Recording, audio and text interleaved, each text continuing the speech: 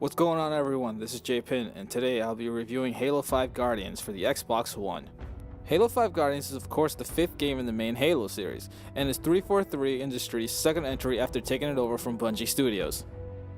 During the campaign, you play from two different perspectives, one being from the series' main hero, the Master Chief, and the other one being a new character, Agent Locke. Locke and his team, Fireteam Osiris, will get sent out on missions to acquire and take out certain targets. After the Master Chief gets a warning from his former AI partner, Cortana, him and Blue Team go out searching for her on their own. This leads to Fireteam Osiris' next mission, hunt down the Master Chief and bring him back for questioning. Throughout these missions, you keep switching back and forth between the Master Chief and Agent Locke, alongside with their respective teams. Though both characters appear different, they both play the same and feature no difference gameplay-wise, which helps getting used to the controls during your first playthrough. When I first played Halo 2, I wasn't the biggest fan of them switching between the Master Chief and the Orbiter, but I did feel it was done much better in Halo 5. The missions flowed into each other pretty good when switching in between characters. During certain points in the campaign, I did find myself asking, what was the other character doing? Not in a way that I was dreading of who I was playing with at the moment, but more in a curious way. Most of the parts in the campaign I did find enjoyable. It had a good set of different environments and settings to keep a good mixing of the pace. There were certain parts in the story that seemed to go longer than it should. Also, there were a couple of random searching segments, but it's nothing that happened too often. During the story, there are hints to Agent Locke's past that made me want to search up more stories about him and his team. Hearing these background segments gave him and his team more of a human side when compared to the Master Chief, in which it draws more intrigue. As a side effect, this made me care more when I actually was playing missions as Locke. The first issue I found with the story is that they didn't explain certain parts. For instance, Team Blue happens to be the Master Chief's old squad from Reach, but they never explained in the game itself or even gave little clues of how they survived the events of Reach. It was stated that Master Chief was the only Spartan to survive the events of Reach, but somehow Team Blue is here. Why is that? I don't know. Now, I'm aware that it does get explained from a different source, but it seems a bit odd and random that you just see them here with no explanation. Even though I already stated this in a different feature, I didn't enjoy the ending of the story itself. Everything leading up to it was excellent, but that last cutscene didn't sit right with me. Though I know some people didn't mind that ending, I know it's something some fans will have different feelings about. Also, your fire team isn't the brightest. They aren't bad when you give them a target to attack, but don't expect much from them. Another thing to know about campaign, alongside with multiplayer, is even though you could play up to 4 people through online co-op, you can't play locally via split screen. It didn't bother me that much, but I know this affects others in major ways. For the most part, the game looks and sounds great. Everything new art-wise seemed to fit well within the Halo universe. Also, I love hearing the older songs being used again.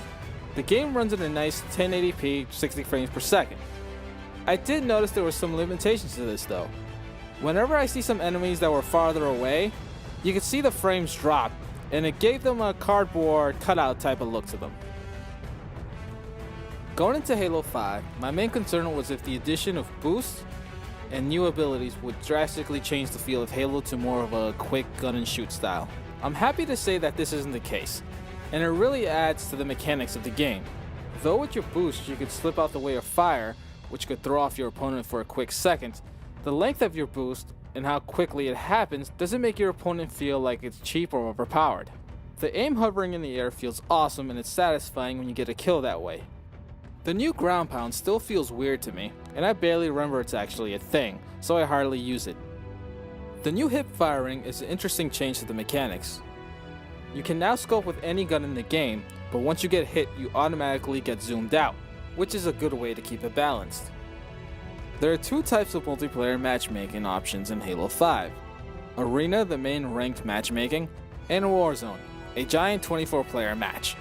At the time of me making this video, there are currently 6 arena playlists. Team Arena, Slayer, Big Team Battle, Breakout, Free-for-all, and SWAT. All of these playlists have their own individual rankings. Though we are expected to receive some unranked playlists in the near future, that is not the case at the moment. Just to break it all down, Arena is basically the place to go if you want to play normal matchmaking. As for Warzone, it seems to be a crazy fun experiment. The objective is either to score 1,000 victory points or take down the enemy team's core. The catch to this is trying to do all that while playing a 12-on-12 team match where enemy AIs are after you. So you end up fighting the enemy team, the AI of the enemy team, and both Covenant and Promethean AIs. But you get to do this alongside with your player and AI team. Now the way to build up your victory points is to take out enemies and to do certain objectives. Now the more points you get, the higher in-game level your team reaches.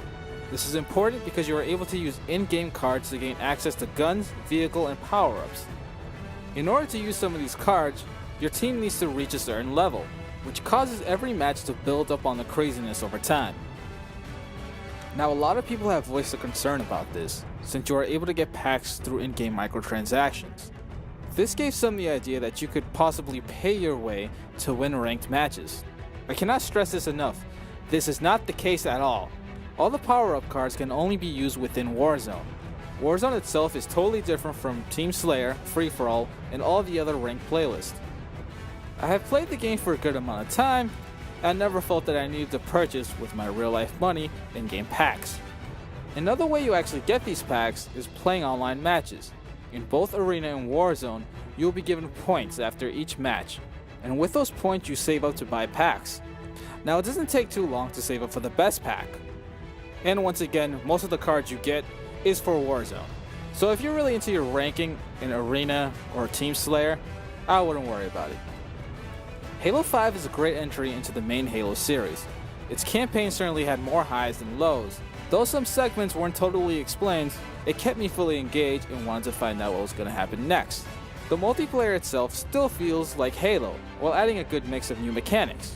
I do feel some pain for the people that wanted split screen or system link, but I can't say I'll keep the core fans away.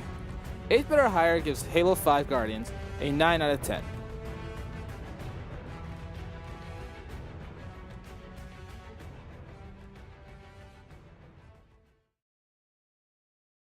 Hey you guys, huge thank you for checking out the video. If you like it, remember to like and subscribe. And also, maybe if you're interested in what I felt about the Halo 5 ending, of course with some spoilers included, check out the video about my thoughts on the Halo 5 ending, which is linked above. Or if not, maybe you're into Star Wars, then check out our unboxing video of the Return of the Jedi Special Edition Steel Case.